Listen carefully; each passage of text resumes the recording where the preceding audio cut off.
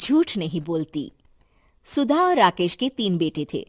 शादी के बाद तीनों माँ बाप से दूर रहते और सिर्फ त्योहारों में आते।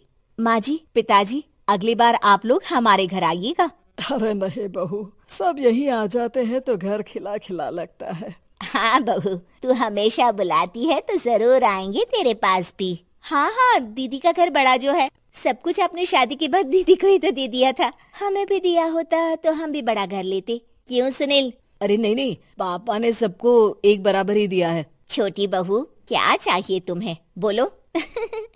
वो आपके सोने की चेन वाली घड़ी है ना, वो अगर आप मुझे, तभी वहाँ मजली बहू भी आ जाती है। और मुझे ना आपका मंगलसूत्र कितना लंबा, सुंदर और भारी भी है। अरे हाँ हाँ, तुम दोनों को ही दूंगी बहू, चिंता न करो। चलो अब खाना लगाओ, खाना खाया जाए। सभी मिलकर खाना खाते हैं कि पड़ोसन आ जाती है। अरे सुधा बहन, थोड़ी चीनी तो देना, घर में शक्कर नहीं है और मेहमान सर पर बैठे हैं। अरे छोटी बहू, चाची को शक्कर तो दे दो। अरे मजली दीदी, आप दे दीजिए ना, मैं यहाँ कम आती हूँ तो मुझे पता ही नहीं है कि सासू माँ सारी चीजें कहाँ रखती है। और तुम, मैं कौन सा यहाँ रोज शक्कर फाँकने के लिए आती हूँ, मुझे भी नहीं है पता। तभी बड़ी बहू हाथ में चीनी की कटोरी लेकर आती है। चाची, शक्कर आप लोगों का बड़ा सहारा है माँ जी और पिताजी को, वरना हम लोग तो यहाँ रहते ही नहीं।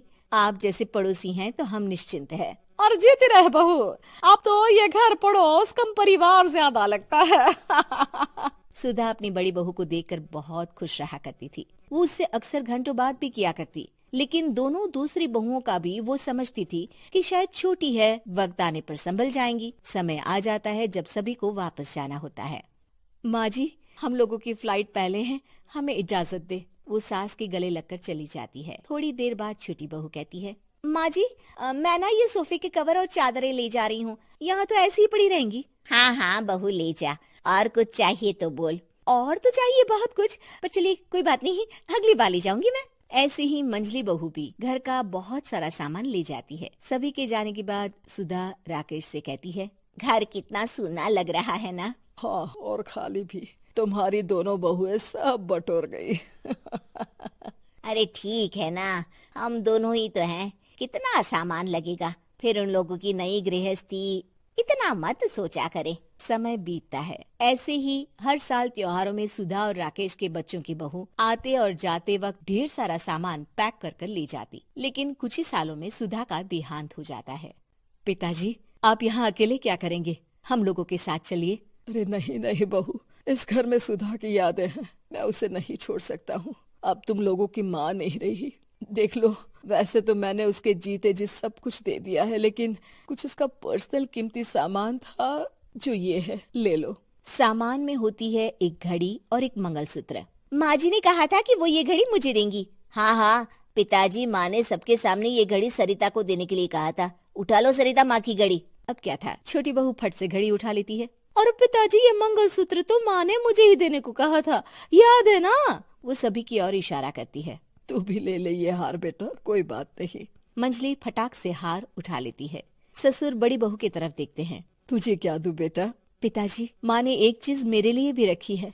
सभी के कान खड़े हो जाते हैं कि आखिर सास ने क्या रखा होगा बड़ी के लिए। अरे माँ जी तो दीदी से प्यार भी ज्यादा ही करती थी, हमेशा उनसे बात किया करती। जरूर कोई बड़ी और अपनी प्रिय चीज दी होगी दीदी को। और देख लेते हैं ना, वरना तो हम भी बराबर का बंटवारा करेंगे।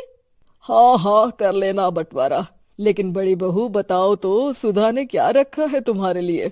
अभी तो हम लोग यही हैं पापा जी, जब जाने लगेंगे तो बता दूंगी। बड़ी बहू के मुंह से ये बात सुनकर बाकी 2 बहुएं सोचने लगती हैं कि आखिर क्या है जो दीदी को सासू माँ देकर गई हैं। दीदी, ऐसा तो नहीं ना कि पूरे घर का आधा हिस्सा माँ बड़ी भाभी को देकर गई हो। तभी वहाँ ससुर आ जाते हैं। नहीं, ऐसा कुछ नहीं है। मकान तो तुम तीनों का बराबर से है। देखो, बड़ी बहू से तुम्हारी सास ज्यादा जुड़ी थी, न जाने क्यों घंटों बात किया करती थी। पता नहीं क्या देकर गई है उसे।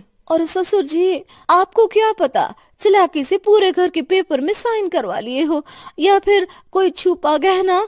आखिर मकान पूरा तो आपने सासू माँ के नाम ही कर रखा था ना। अब घर में ये सस्पेंस बन जाता है कि आखिर बड़ी बहू क्या लेकर जाएगी। फिर वो दिन भी आ जाता है जब बड़ी बहू के जाने का समय हो जाता है। बेटा, परसों तुम चली जाओगी, बताया नहीं, माँ ने तुम्हें क्या दिया? घड़ी और हार जो बेशकीमती था और तुम्हारी सास को सबसे ज्यादा प्रिय था, उसका तो बंटवारा भी हो चुका है। अब तुम्हारी बारी। हाँ पिताजी, आज मैं ये बात बताने ही वाली थी। माँ ने मुझे उससे भी बेशकीमती चीज दी है और वो है आप। आपसे अधिक प्रिय उन्हें कुछ नहीं था। माँ चाहती थी कि आप मेरे साथ रहें। चलिए पिताजी। बेटा, मेरे पास तो कोई पेंशन भी नहीं है और ना ही कोई प्रॉपर्टी। लेकिन आपके पास संस्कार है पिताजी, जो मेरे बच्चे आपसे लेंगे, तो आपको ले जाने पर स्वार्थ ही है मेरा। चलिए ना पापा। सभी के सामने पिताजी बड़ी बहू और बेटे के साथ उनके घर चले जाते हैं।